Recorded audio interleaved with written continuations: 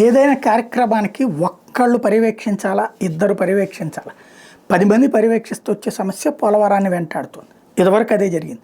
ఒకళ్ళు ఎక్కడ కట్టమంటారు, ఒకళ్ళు అక్కడ కట్టమంటారు. ఒకళ్ళు అది ఆ రకం రాయలేయమంటారు, ఒకళ్ళు ఈ రకం రాయమంటారు. ఒకళ్ళు అక్కడ గేట్లు కట్టమంటారు, ఒకళ్ళు ఇట్లా కట్టమంటుంటారు.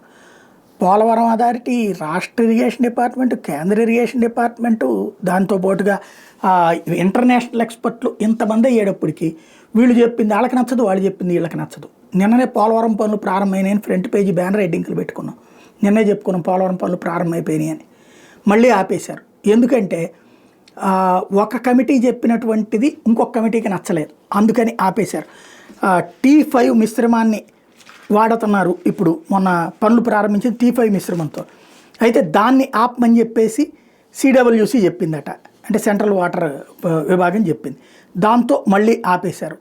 ఇప్పుడు దీంతో జలశక్తి కార్యదర్శి దేవర్షి ముఖర్షి కొన్ని డౌట్లు ఎక్స్పెక్ట్ చేసేటప్పటికి ఆపేశారు. దాంతో మళ్ళీ పోలవరం పనులు ఆగినాయి. ఫైనల్గా ఎప్పుడు పూర్తి చేస్తారో చూడాలి.